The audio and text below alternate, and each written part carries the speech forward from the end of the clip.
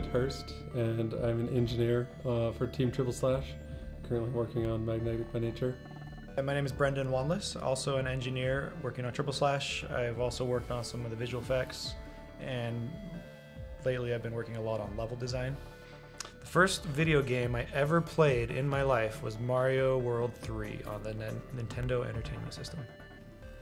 That's amazing you remember that. I remember it very vividly. Like, I remember where it was. It was the top loader NES, the dog bone controller, and it was like, yeah, it was awesome. It was the sandy kind of world. So, StarCraft Brood War.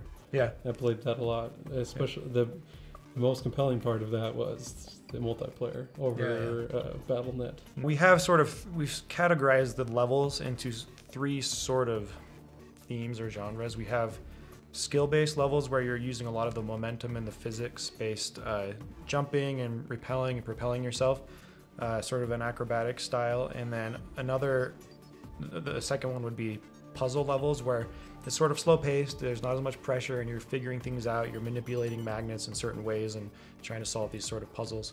And then the third one would be, we've called them playground levels, where it's kind of open, there's not a lot of stress or things that will kill you, and you can play around with the magnet mechanic and just have fun. So we've sort of categorized them and tried to get a nice mix through each of the zones of those different kinds of levels, as well as a nice skill progression. You're going to learn something in the early parts of the game, and you'll apply it later, and you'll keep using these skills over and over as you progress through the game.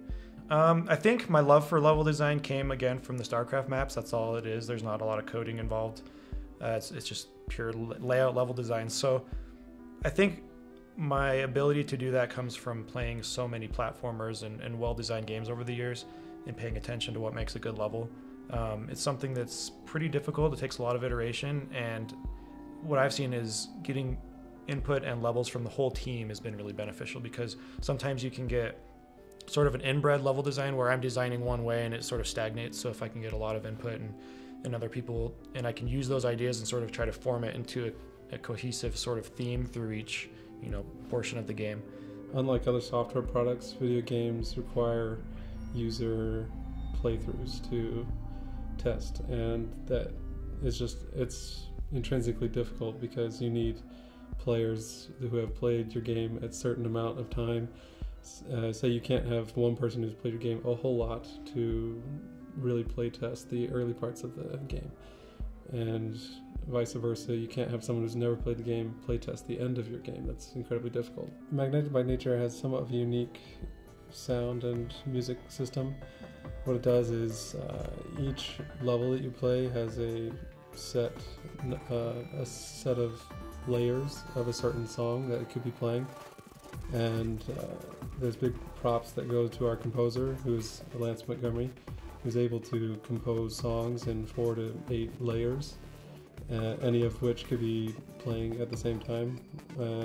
What it does is we tailor each level to which layers of the music, and that allows us to control like the how much energy is in the music, how much drums or bass or what have you, how much melody is going on during that song, during that level, and so we can really tailor the mood of each level. Do I have pizza on my face? No, but do I? Yes, no. I'm so glad I got that.